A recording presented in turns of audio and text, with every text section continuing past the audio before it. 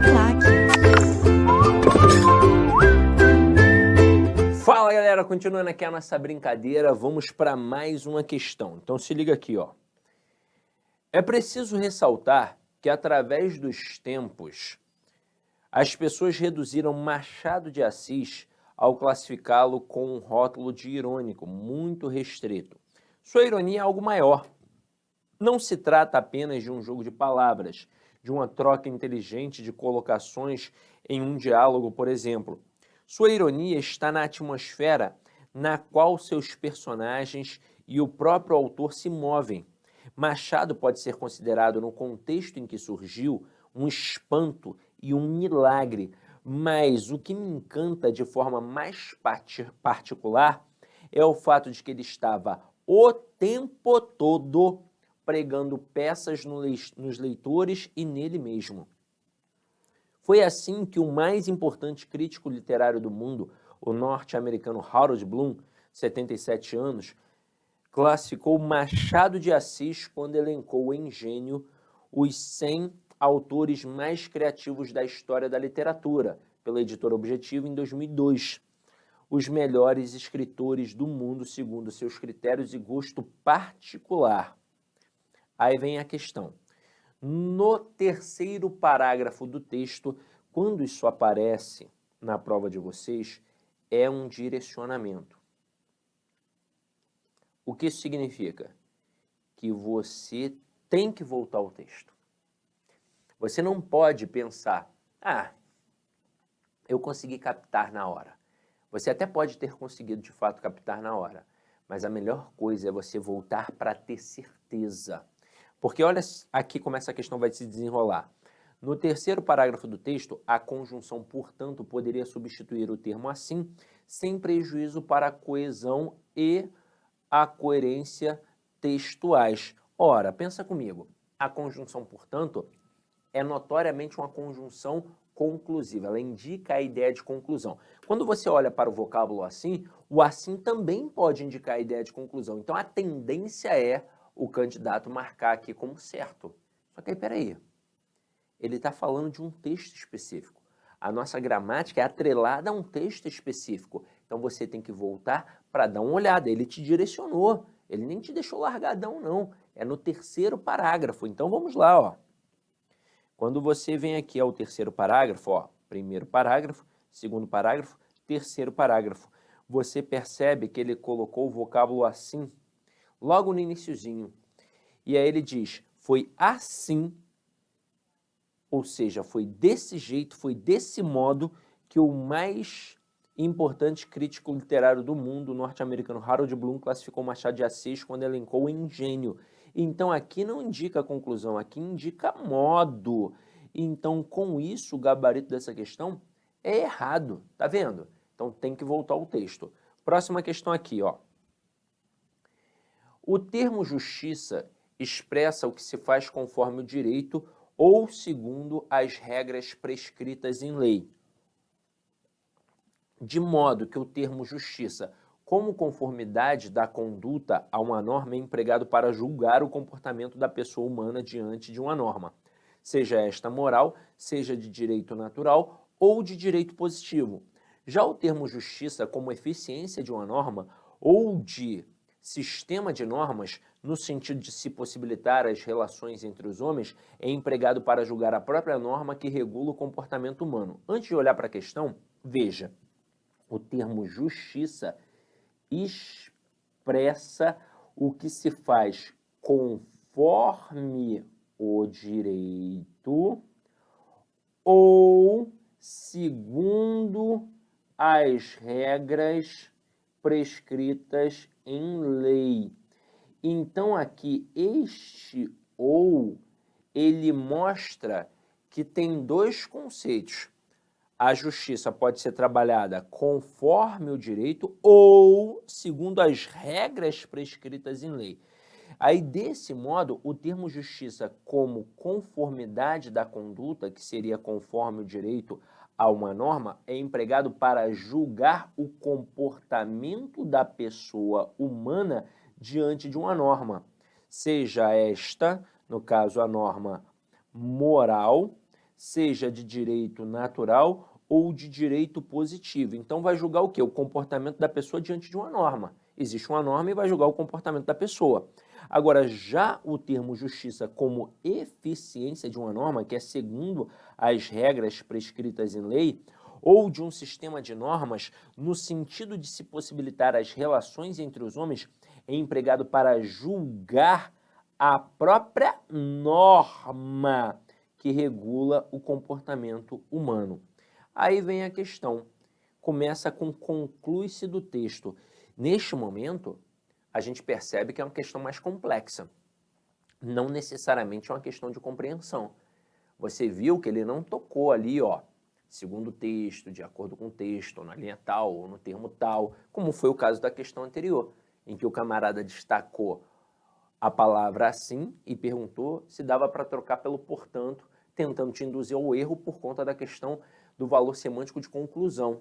E aí, quando você voltou, percebeu que não era um valor semântico de conclusão. Aqui não, aqui é um pouquinho diferente. Aqui é conclui-se que.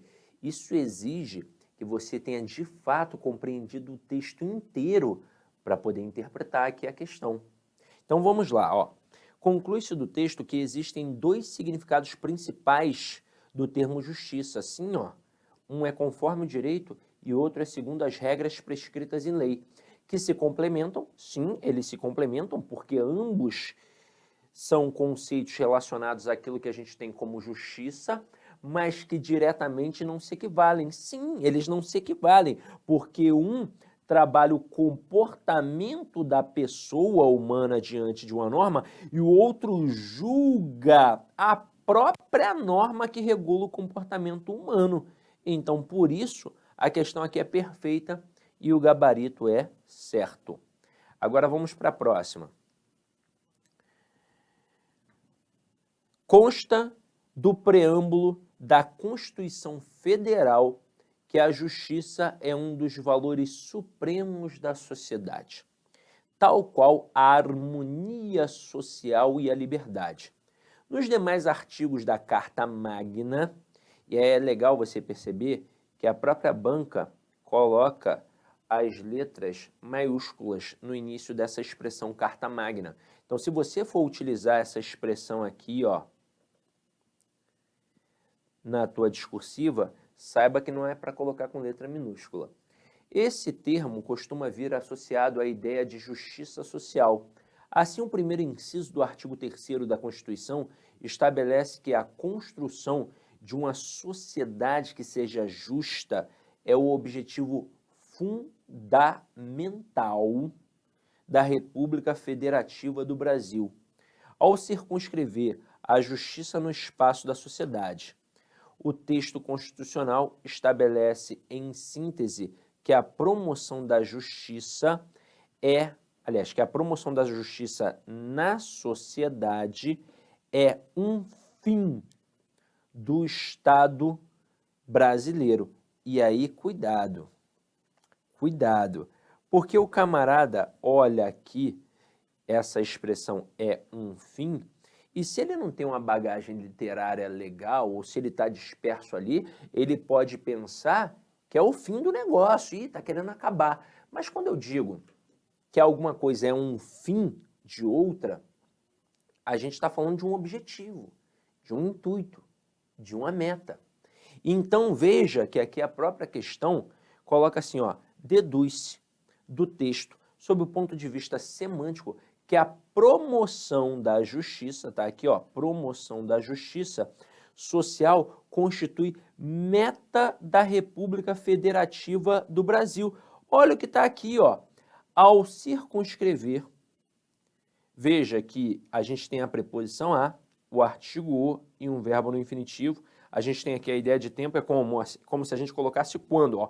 Quando a justiça, no momento em que a justiça, no espaço da sociedade, então, ó, ao circunscrever, quando a justiça circunscreve, então, ó, ao circunscrever a justiça no espaço da sociedade, o direito constitucional estabelece em síntese que a promoção da justiça na sociedade é um fim do Estado democrático, é uma meta do Estado democrático. Aliás, Estado brasileiro, né? Mas poderia ser Estado democrático. Então aqui, ó, é um fim, é uma meta, é um objetivo, é uma finalidade. Então, tem problema dizer que é meta? Não, assim como não teria problema dizer que é o objetivo, que é a finalidade, que é o intuito. Então, gabarito aqui, ó, certo. Vamos para a próxima. Olha essa questão que interessante. A atividade policial pode ser verificada em quase todas as organizações políticas que conhecemos, desde as cidades-estado gregas até os estados atuais.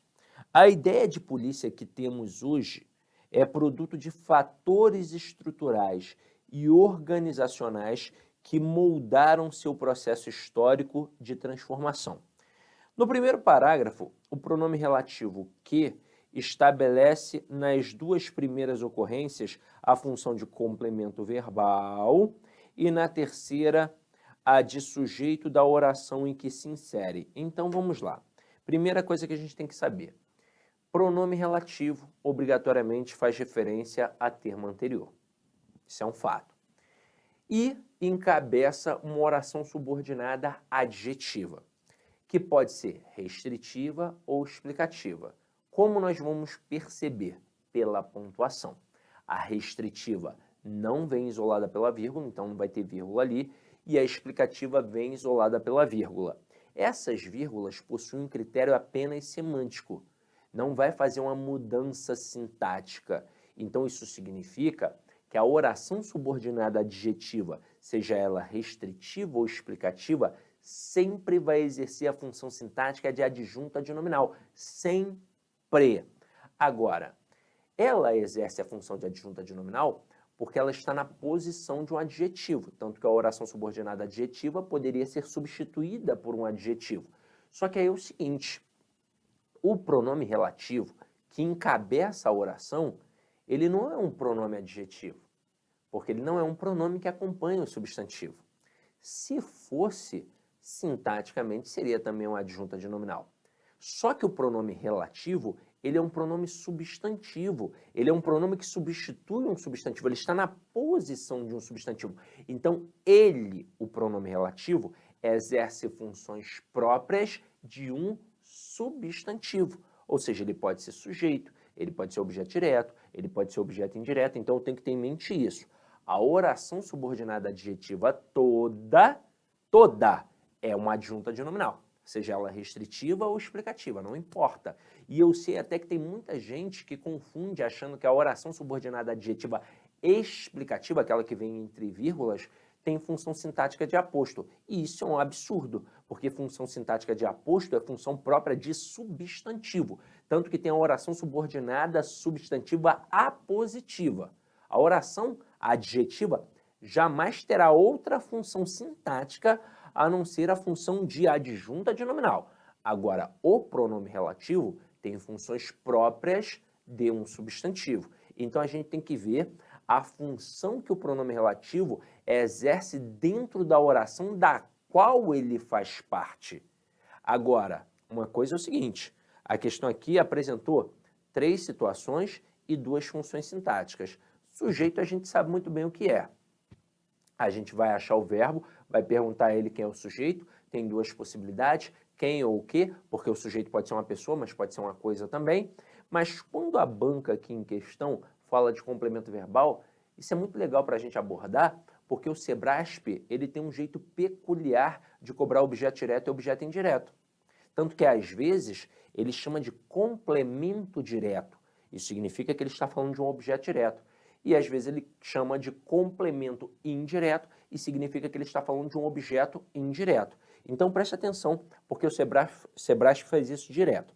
Quando o Sebrasp destaca um termo e diz que aquele termo completa o sentido de um verbo ou complementa o sentido de um verbo, ou, como fez aqui, simplesmente diz que aquele elemento é um complemento verbal, obrigatoriamente a banca está falando de um objeto, seja ele direto ou indireto. Se for qualquer outra função, qualquer outra, já não é mais um elemento que completa o sentido do verbo, que complementa o sentido do verbo, ou que é um complemento verbal.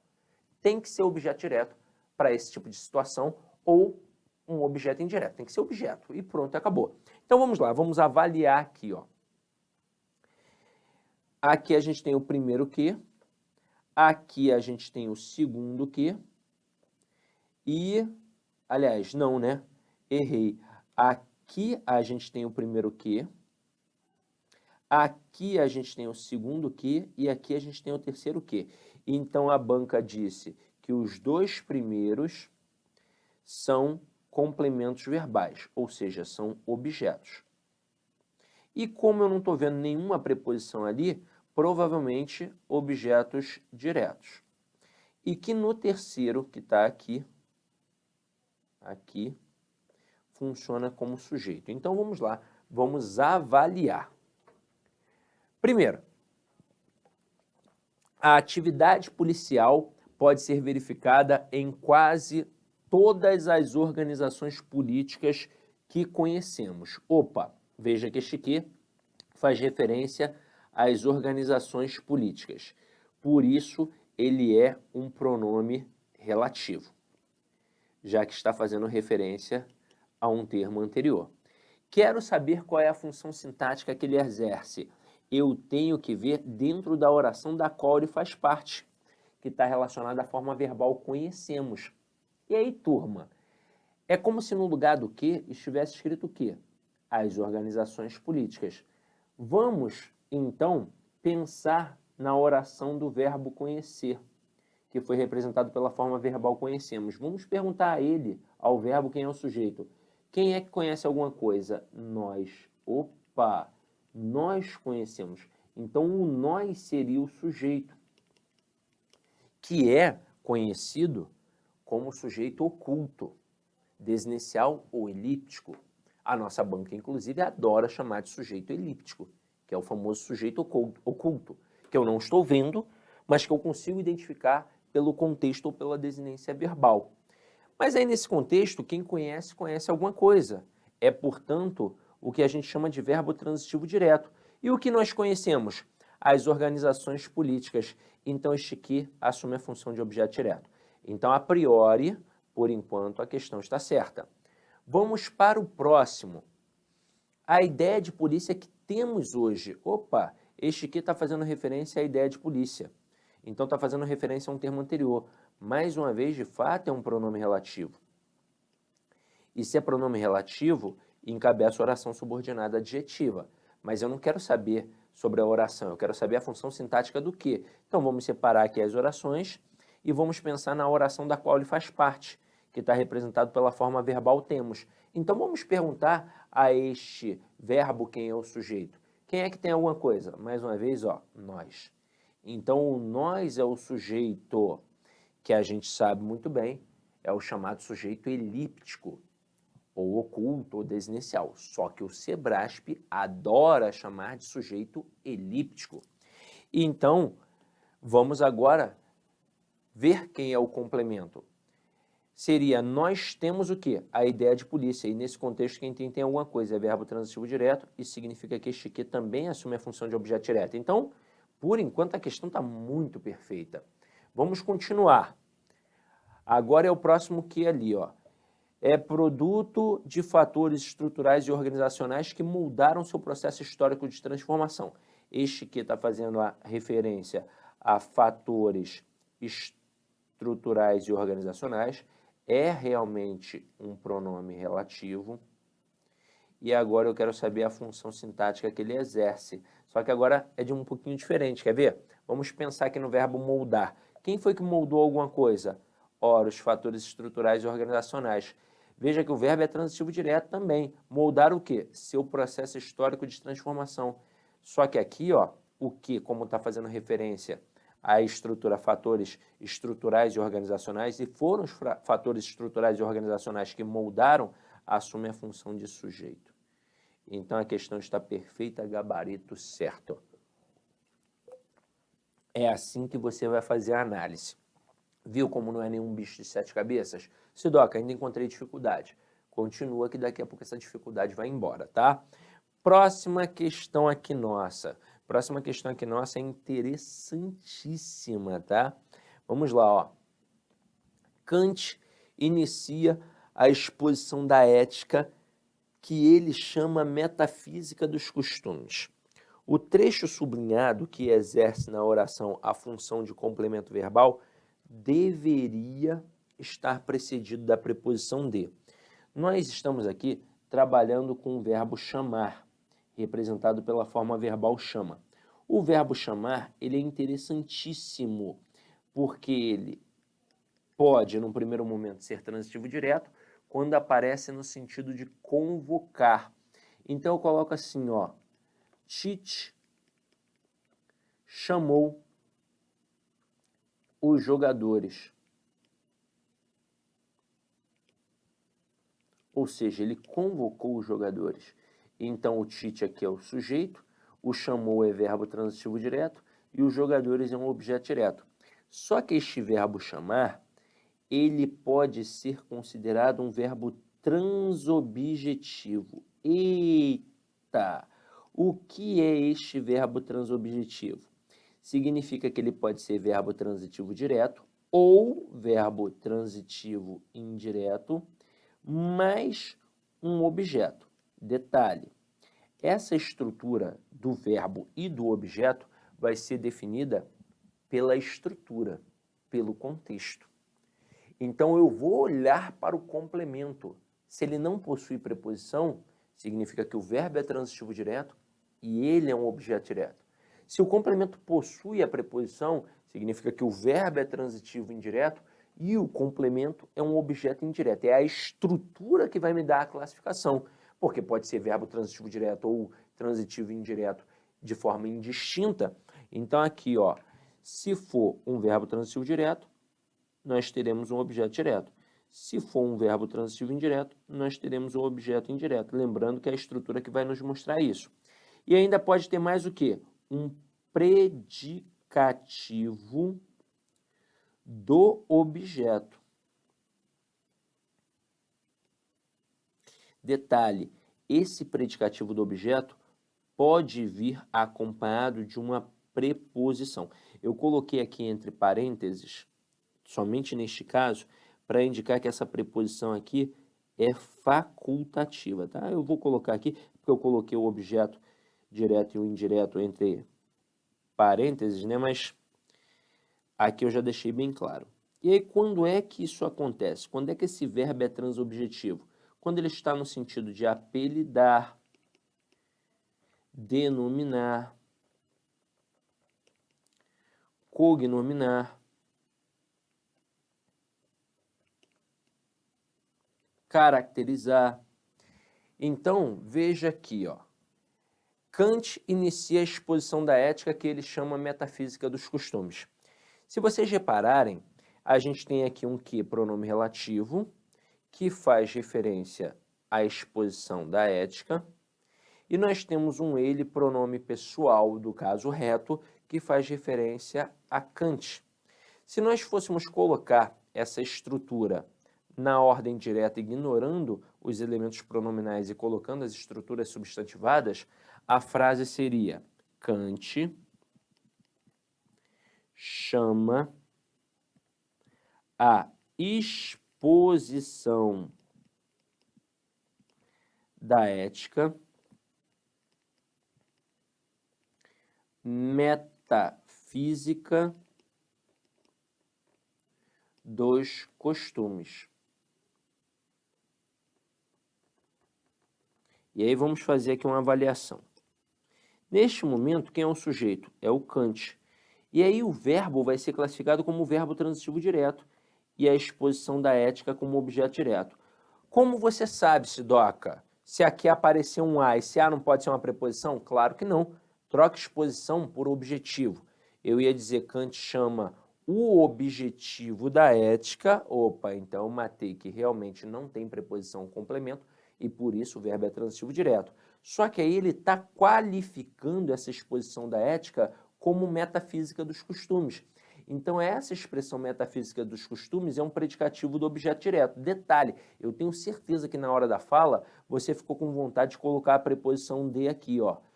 Kant chama a exposição da ética de metafísica dos costumes. Só que essa preposição é facultativa. Então, vamos lá. Essa questão tem dois erros grandes. Primeiro erro, chamar a expressão destacada de complemento verbal. Já falei sobre isso com vocês numa questão anterior. Para ser um complemento verbal, não é só no Sebrasp, é em qualquer banca, porque na verdade é assim que funciona na gramática. Para ser um complemento verbal, tem que ser um objeto. Não importa que é direto ou indireto, é objeto, é complemento verbal. Só que aqui nós estamos diante de um predicativo do objeto, e predicativo é estrutura nominal. Então isso já faz a questão estar errada. Mas vamos supor que esta parte aqui tivesse sido ignorada, que a questão tivesse colocado somente esta outra parte que agora eu destaquei entre parênteses. Deveria estar precedido da preposição de. Mesmo que fosse só isso, ainda assim a questão estaria errada, porque o vocábulo deveria traz a ideia de obrigatoriedade.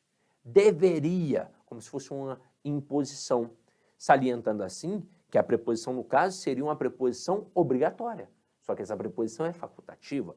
Então, o que nós poderíamos fazer para que essa questão ficasse certa com este trecho apenas? Tirar o vocábulo deveria e colocar o vocábulo poderia. Então, se fosse poderia estar precedido da preposição de, aí estaria ok, porque estaria mostrando que a preposição é facultativa. Ó, poderia, uma possibilidade, mas não uma obrigatoriedade.